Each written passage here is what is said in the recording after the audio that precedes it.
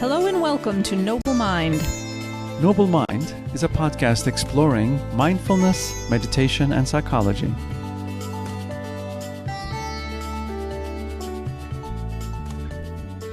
Before we get started, I'm wondering how your stress levels are these days. Could you use a few extra minutes each week to decompress, chill out, relax? If so, then take note. Starting Wednesday, August 26th, we'll be offering Unwind, a free weekly drop-in practice session that will last about 30 minutes, just long enough, hopefully, to fit between all your other tasks and to-dos. Each week, we will give you a brief, science-backed stress management or well-being enhancement morsel of wisdom. Then we'll spend 10 or 15 minutes leading a guided relaxation, meditation, or contemplation practice. Lastly, we'll end with a few minutes for discussion and personal connection.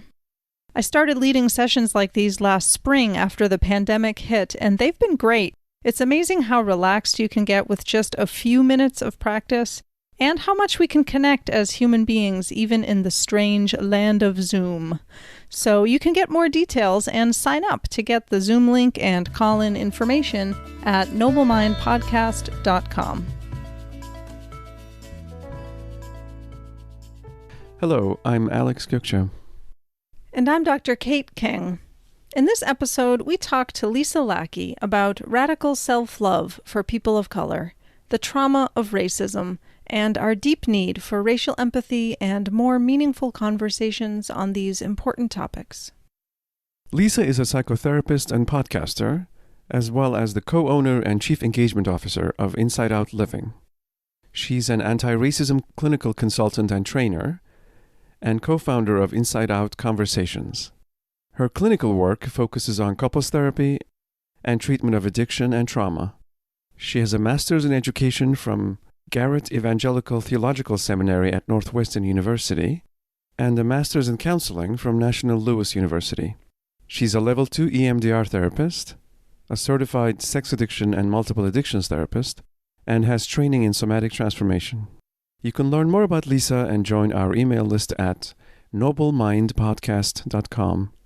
We hope you find our conversation inspiring and informative. Welcome, Lisa. We're very happy to have you with us. Would you tell our listeners a little bit about yourself, your background, and your work?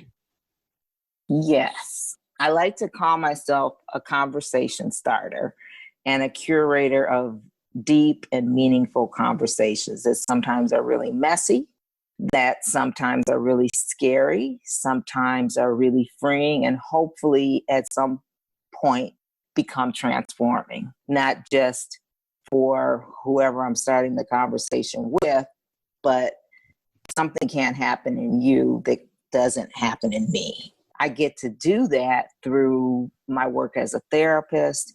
I get to do that in my work as a coach and as a facilitator and a speaker and as a mom and wife and daughter and all these areas of my life. When I was a kid, my mother said that the thing that used to exhaust her with me was my biggest question was always why, followed by another why. I feel incredibly grateful that I get to keep following questions and hearing and learning about others. I grew up in Evanston, Illinois, right outside of Chicago. Northwestern University is there. I still live here. Went away to school, came back, thought that I would leave every year since I've been back, and it hasn't happened yet. We have 3 children, 1 grandson. The grandson and that son and his wife live in LA. Our 2 younger kids, one just graduated from college, one's a junior in college. They're home because my son graduated, but he didn't get to have the ceremony. And my daughter's in school. So because of COVID, she's home online. And so that's an interesting scenario that 4 of us are in the house together in ways that we haven't been. And it's actually really, really cool. That's a great word to be able to use. Yeah. I was thinking like in generations past, it was so much more common to have these intergenerational households and it's just so much less common now. And there is a loss to that in terms of that being in the fabric of the family. Yeah. Yeah. And that's exactly how I grew up. I mean, when you ask me, who's my family, it always includes myself, my mom, and my dad. But it also includes my grandparents, my aunts, my cousins, because all of us lived in the same area. And our kids don't have that. Their cousins and grandmother is all over everywhere. And your grandparents have been quite influential in your life. Oh, my maternal grandparents, absolutely. They were my second parents. I knew them well, and they knew me well. And you talk about their approach to life and their activism. How, as a little girl, you would give out flyers. Oh, yeah. There was no other answer. There wasn't even a question. It was like, this is what we're doing. And so that's what we did. And I learned a lot from that without even knowing what I was learning. And it's kind of interesting. We're doing this in my family. On my mom's side, we've been doing this ancestry. And I had started it at different points, but we've taken little pieces and we've known things, but putting it all together has been fascinating because my great-great-grandfather was a white man from North Carolina. And my great-grandmother was from there, and she married my great-grandfather, and they moved to Evanston. And it's kind of interesting because she was white, but we never thought of her as white. I mean, I didn't know her. She died before I was born, but my mother grew up with her. And she says, we just never, like that just never came up. And so it's kind of interesting to see those different parts and kind of going back to our pre-conversation, how we're all connected in some kind of way. You have a course in development on the need for radical self-love for Black people. Can you talk about why self-love is so important and radical for Black people in particular, but people of color more broadly? Yeah. Well, I think because there have been so many negative messages for 401 years. And those messages internalize and stay in your body and your cells and your mind. And if we message long enough, then we start to give that same one to ourselves and without even thinking about it. So it becomes a belief. And that belief, I think of that sort of like a rudder, and that guides your life. And it doesn't matter if you're a Black or brown person that is wealthy or a Black and brown person that is marginalized in all kinds of ways. And so it's finding our identity. When I was in Egypt, I loved it. And it was kind of interesting. People were asking me, white people, why Egypt? And I said, well, it's Africa. And even though that's known, that's hard for people to put their mind around. And from the moment we got there, it was just, hello, welcome home. And, it was just everywhere that we went. And I have never experienced anything like that before in my entire life, outside of just being in my family network. And so we have to represent ourselves and reimagine ourselves and tie into the resilience that has come with our history. And you can see how a different society relates differently to the same body. Yes. I was just awestruck. It's reminding me of an op-ed I read recently. I cannot remember who wrote it. It was a woman who had lived in the U.S. until maybe she was 20 or something like that.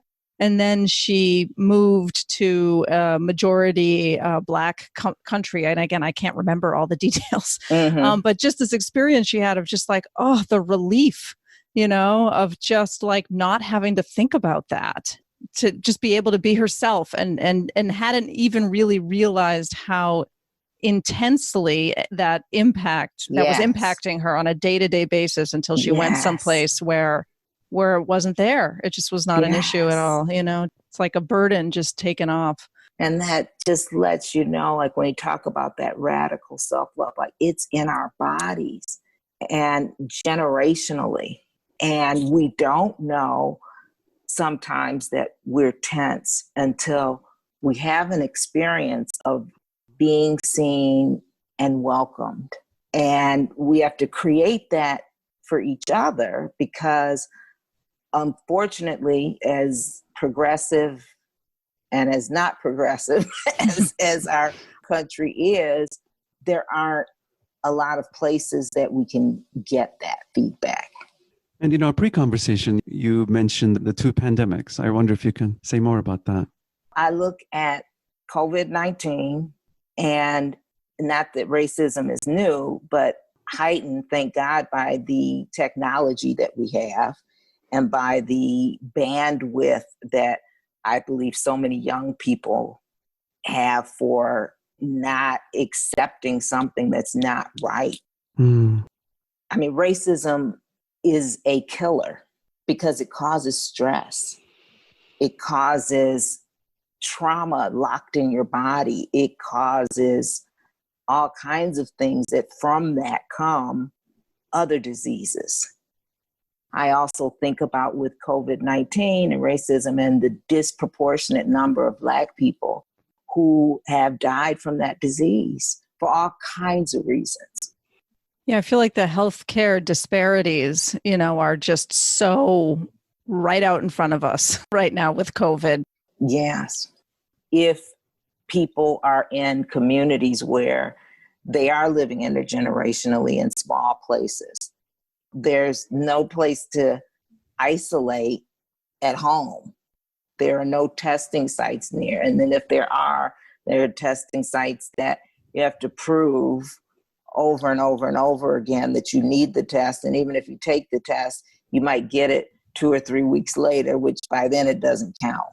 And just not having the resources to cope, or even the mental health resources available that are solid and that address trauma in state-of-the-art ways. It's about survival.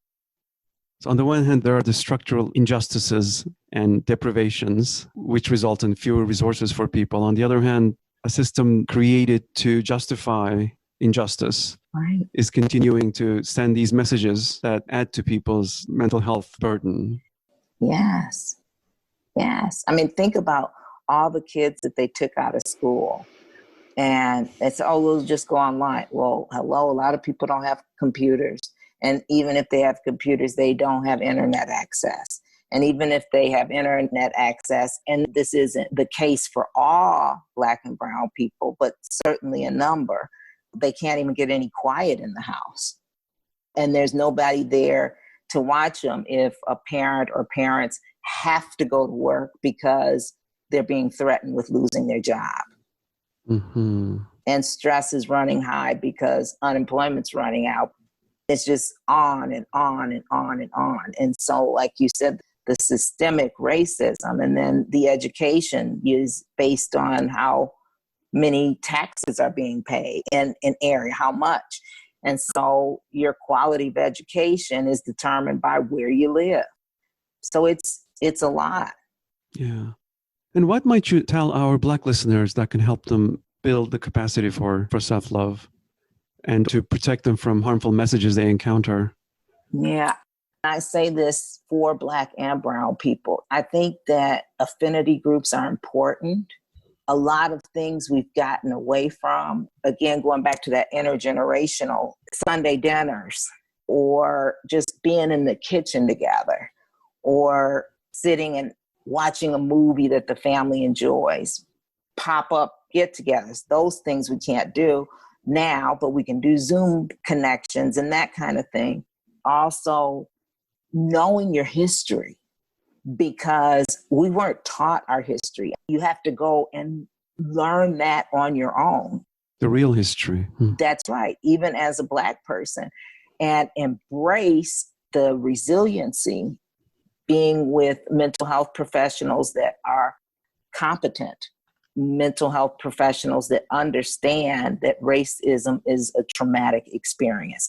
So just by the color of your skin, you can assume that I have some trauma, whether I identify with that or not.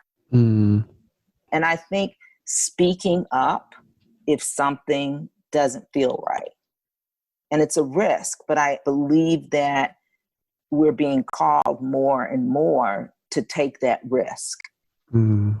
Just like silence is violence for white people, silence is internal violence for me if I'm just swallowing it. And teaching your kids, really preparing your kids, unfortunately, for this world that won't completely change in my lifetime.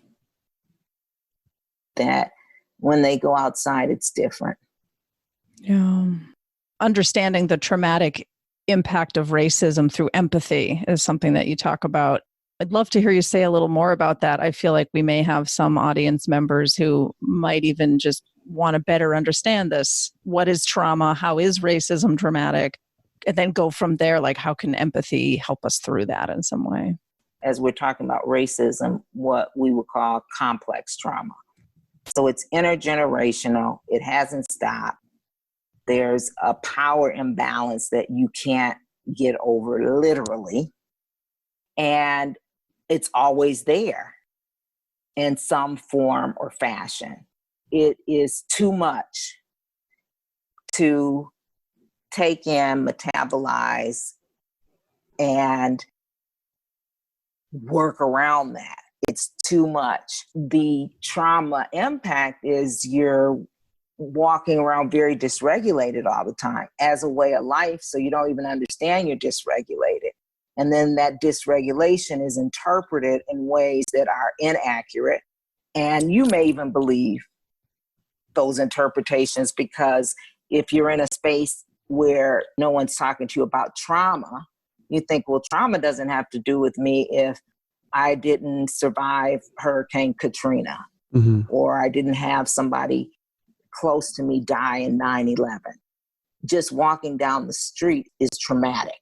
I think really educating on that. And when we talk about empathy, I think the best way for me to describe this is there is a greeting in the Zulu tribe, Sawubona. It's kind of like namaste. And then the greeting back is Yebo Sawubona. And what that means is we see you. We see you. And not just I see you. We see you. Our entire tribe, everything that's within us sees you. And it's all love. So validating. Yeah. And so to me, empathy is seeing. And I can't see you unless I take time to see me. And so it's an inside out job that what is it like to experience what someone else is experiencing and listen and hold space for that and really struggle with not trying to interpret that. We do that all the time as clinicians. Just because it looks like this doesn't mean that it is this. This is a person in front of me. Yeah, so the fact that complex trauma has not been recognized officially by DSM-5 Yes. is part of the problem here too. So with many other populations as well, these enormous difficulties that people face are not being seen because it doesn't fit the model of soldier coming back from war. Yes. Yes. That's really unfortunate. We could go into all kinds of conversations. So then, let's just look at the DSM. The racism that exists in the structure of psychology and mental health training. Let's just look at that. I read a little about what you all are doing. We have to work really hard to say, wait a minute, we're going to see the whole person here. We're going to miss some stuff, absolutely, but that's our intention. We're going to see the whole person. We're not going to just see this diagnosis. We're doing this because you have to put that down. Mm-hmm. But there's more to this person and their story and their experience and their healing than what's contained in these books. Absolutely. One thing that's completely maddening to me and pernicious and difficult to change is the way that people see diversity or race, and it's taught as a risk factor. And that's like beginning and end of the story. Right.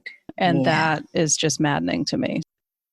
Going back to the conversation about racism and complex trauma, I think it's something that, as a white person myself and around other white people, I think there's a sense of not understanding, or it takes a while for the light bulb to go off, that the world that you as a white person can walk in so easily, breezily, safely, and comfortably, like literally the same street, could by another person be extremely risky.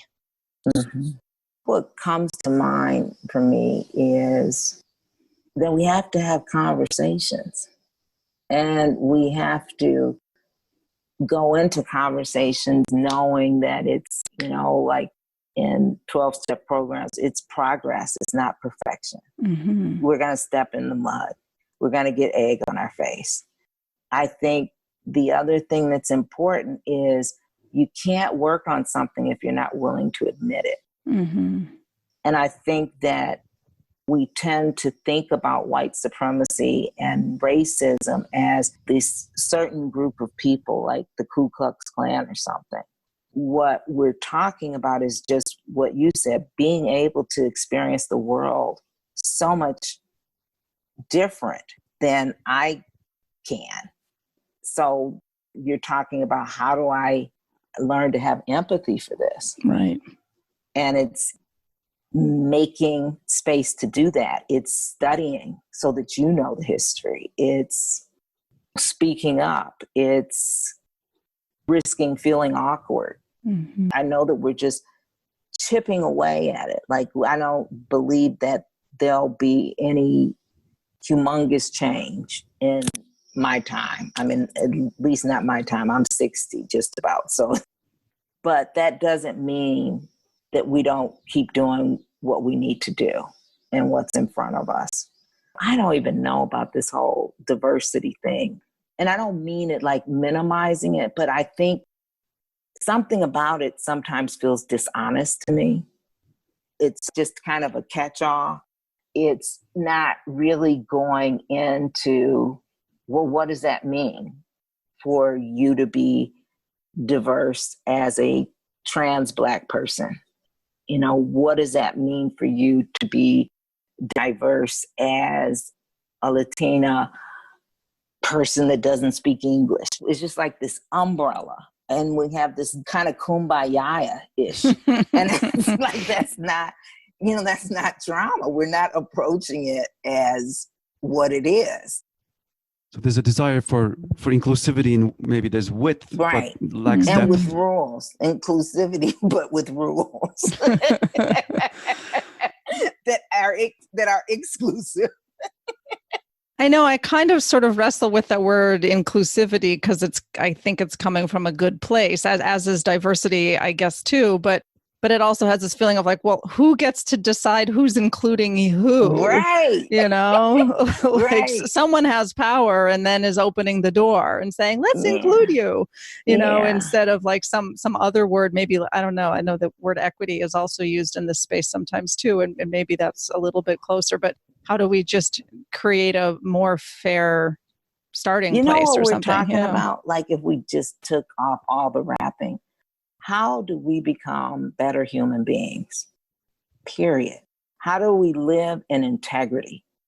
That's what we're talking about here. Yeah, I think if you move towards that, it's going to be a movement towards more, whatever the word is, equity, inclusion, what have you, more justice. Yeah. Maybe that's a better word. Yeah. Mm-hmm. How do you see the response to George Floyd's murder? So when you say that viscerally, I still feel what I felt watching that video. And it was a traumatic experience to watch that. And I chose to. I felt like I needed to see that. And what was so stark about it is seeing it from beginning to the last breath, to urination, to see a big, strong man treated like an animal, to see all the messages of the knee on the neck, to see the disconnection from that and arrogance. And as a clinician, I know that that's that white policeman's trauma too, because something has to shut down in order for you to do those things. Something has to shut down in order for our world not to be horrified by this a long time ago. Mm-hmm. And so George Floyd is a symbol of 401 years. There are a lot more names than George Floyd, and a lot more names that we'll never know. And so it's devastating. That could be my brother. That could be a relative, a friend. And as a parent of two sons, I know how real that is. And as a wife of a Black man, I know how real that is. Mm-hmm. Just taking that in. I think what we're seeing in response to the George Floyd murder is really a collective trauma. You know, so many people watching the video, the whole thing, parts of it, you know, it's just, and as you're saying, it's not the first and it's not the last of anything like this happening, you know, but it is very, very traumatic. And the 17-year-old girl that was filming that, she knew, this is her trauma reaction. She knew that I have to capture this. And in order to capture all of this from beginning to end, I have to leave my body. And then when I come anywhere close to realizing what just happened, where do I go to put these pieces together? So that grows in her body. Just as you were speaking, I'm noticing I didn't watch the whole video. It's so distressing. So my mind just wants to go to, let's talk about what's hopeful. I mean, I feel such despair watching it. And now what they've realized is that it wasn't 8 minutes and 46 seconds. It was over 9 minutes. And if it had not been for that community of Black Lives Matter, whether they were Black people, white people, whatever kind of people, this probably would have been another thing that just went away. And even with everything that we all saw, they weren't immediately arrested. So many people have been arrested for a lot less and are still incarcerated.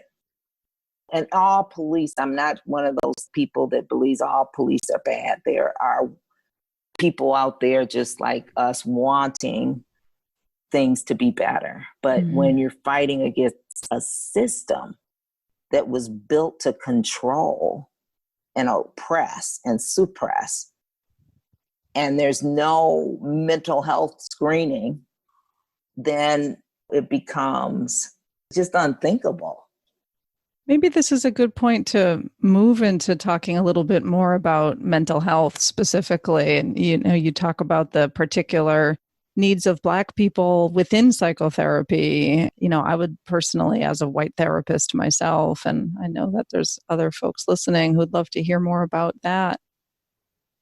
So I think what I want to do first is use myself, an example. In my life as an adult, I've had different experiences with therapists. My very first therapist was a white woman. And I did so much growing and healing.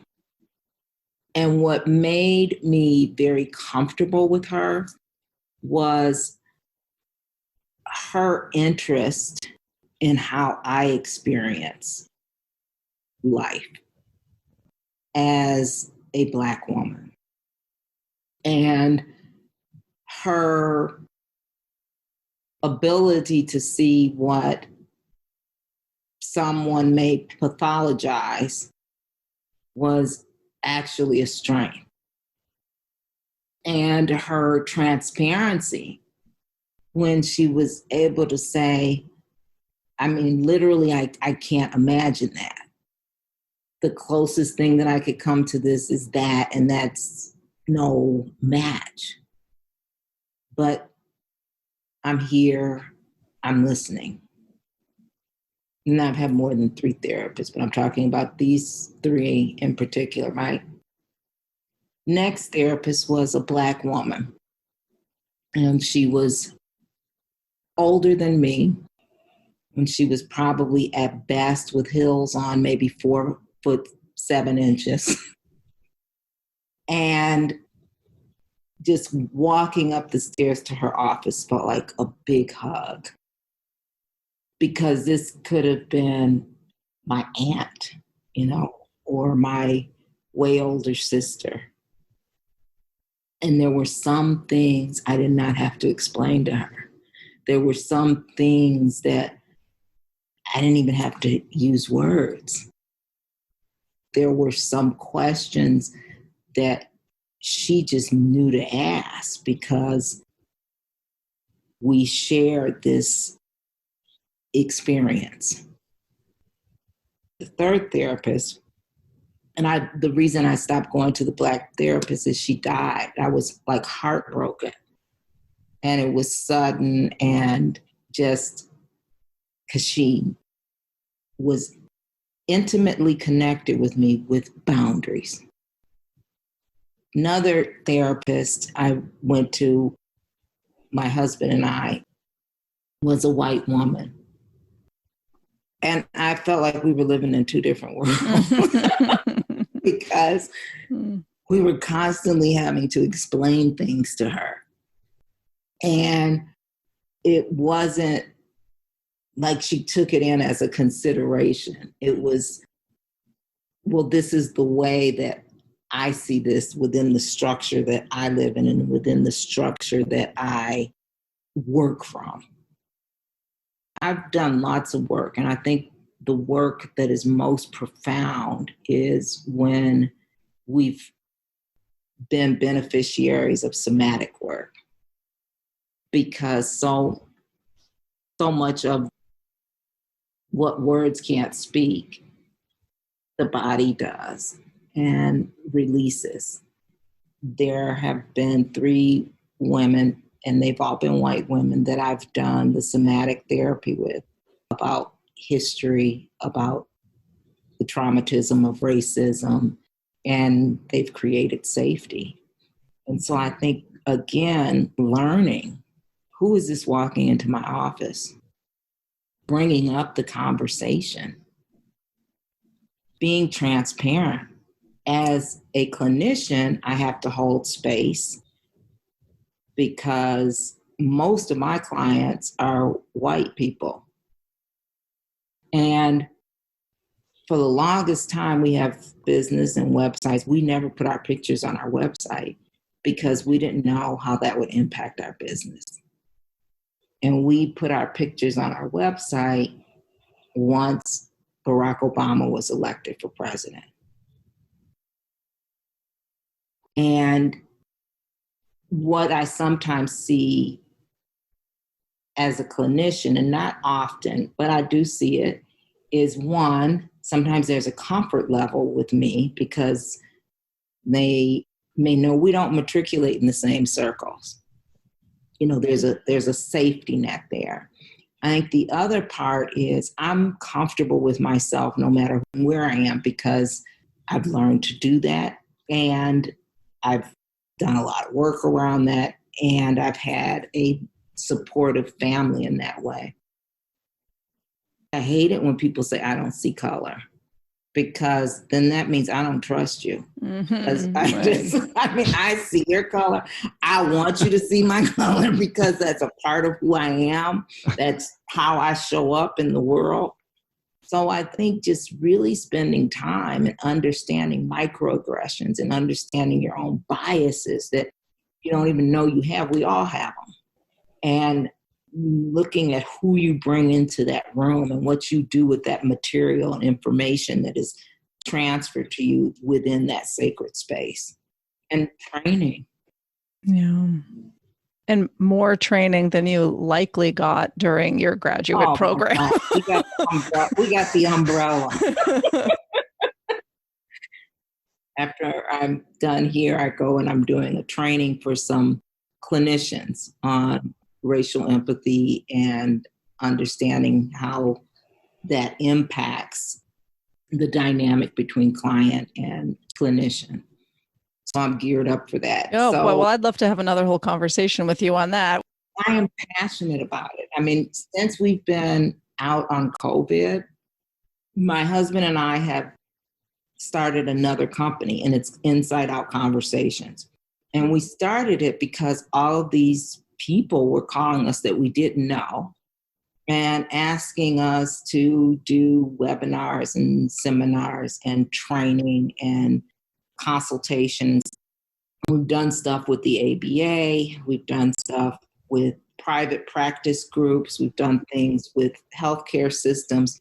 I believe so passionately and strongly that if you are a clinician, even if you're not currently treating people of color, it has to be responsible as a professional to understand this particular area of trauma and ways to start to move into empathy, to look at your own fragility and your own fears, and to have training with that. And so that's a big thing right now. And I'm loving it because I feel like that's just my little footprint in being able, one clinician at a time, to help us not to re-traumatize people and not even know it, because I don't believe it's anyone's intention. Yeah. Are there a couple of nuggets you could offer our listeners, white listeners who might be interested in working with or becoming less fragile or dealing with the discomfort that arises around these topics? Are there a few ideas you might give seedlings of a starting point? One, I would say read. A good place to start is with Robin DiAngelo's book, White Fragility, and to study it with some other white people and be uncomfortable with it. And the other thing is to call me or someone else to come and give some training around this. And not just training, so again, like you can check it off the list, but training with a plan to continue with intention. The other thing is, the book is My Grandmother's Hand. He is this fascinating, phenomenal Black clinician in Minnesota that works somatically. And he talks about white body, Black bodies, and blue bodies, the police bodies, and how we all walk through the world traumatized, maybe from different reasons, but the only way to begin to work that out is to work that out through our bodies. I think also just my own personal journey on some of this has been that when I've come to see some of my own conditioning as a white person as really diminishing me, that it diminishes me to have been taught to ignore or shut out awareness of people who have a different skin color or come from different cultural backgrounds, or what it might be, that I've been taught like who my tribe is and who my tribe isn't, and where my circle of care should stop, and how harmful that is to me and diminishing of my own life that has been. Then it's like, it's not just something I want to check off a list. It's really a personal journey that I want to grow and heal. Makes me feel like, as we're saying at the beginning, a better person. I want to be a better person, have a fuller life with a larger circle of care. So is it okay if I ask you guys questions? Sure. I guess what I'm curious about with you, Kate, is what makes you uncomfortable? Yeah, I mean, I think particularly as a helper, there's a real wish to not hurt other people and a real fear of the sort of unintended microaggressions or the accidental injuries that I might cause to someone. I think that's the biggest source of discomfort for me, is just like, am I going to hurt someone and not even know it? And I think we've talked a lot on the show and just personally about self-compassion. And I think that's something that's been helping a bit. And I think just remembering coming to the table with knowing that none of us are going to get this right. Right. Yeah. Yeah. And self-compassion and also grace. Yeah. Because if you're fearful and you're not saying something, then there's an obstacle between our connection. And I get that. In some ways, especially now, it must be like walking on eggshells in certain areas with certain people and certain conversations. And I think we just all are going to have to walk on eggshells. Yeah. Well, and like you said at the beginning, conversations can be messy. And, but like all the best ones are really messy and the most important ones are messy. So I guess another piece connected to that, I don't want to hurt people, is also maybe owning the fact that I'm going to hurt people, that when there's actual intimacy and when there's real things at stake, and that I have a voice and I use my voice and I just don't silence myself, but I try to speak up, that then I am going to hurt someone. And that might be white colleagues or white family members, or that might be people of color in my life. And that we're going to get hurt. Yeah, right. Yeah. I'm kind of self-centered. That's the thing I worry. Right. Yeah. I'm sure it's coming from my own sort of privilege that I feel less vulnerable to being wounded than being the party who causes harm. And I guess, Alex, what I was thinking about you, like, obviously all lives matter. That's not the point of Black Lives Matter. It's that, those are the bodies that are consistently being tortured in ways that are obvious and not so obvious. And so there's been a historical impact.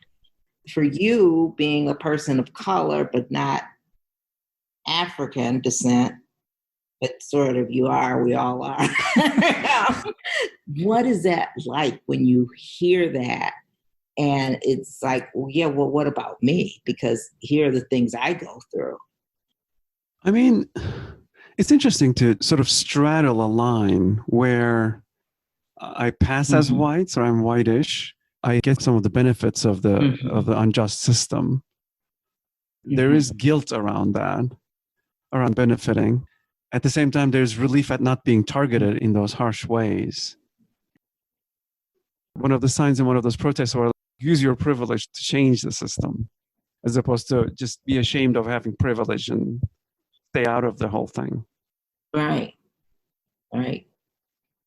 Oh, this has been so good. So good to talk. Thank you so much. Would you like to tell our listeners where they can hear more from you, learn about your work? Okay. If you go to InsideoutConversations.com, where that will direct you to, as of today, is podcasts. We are working and developing our website right now, and hopefully it will launch in the next couple of weeks. And that will be the place where people can find out about all the things that we're doing as it relates to trauma and racism. Insideoutrecovery.com is our website where we do our clinical work. That will give you all sorts of information about what we do, how we do it. We also have on there some different podcasts, and that website is also being redone, but it's informative. And primarily our work is working with trauma alongside sex addiction and sexual compulsivity. And we work trauma around everything the same way, from an iceberg fashion. So if it's sex addiction or racism, it's at the tip of the iceberg.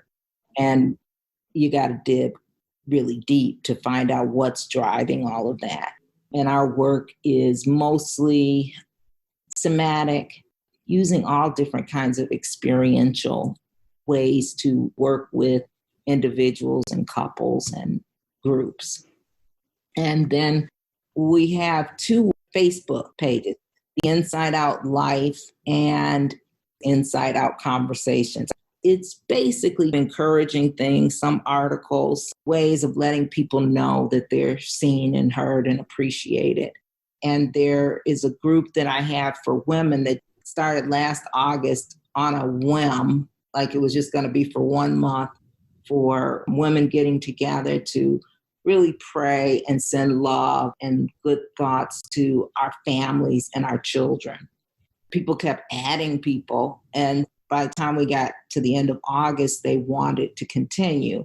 There is a passion also for me about encouraging women, no matter what season of life they're in, to know that our dreams can still come true and that we can be worthy and vibrant no matter where we are in life. So that's a private Facebook group.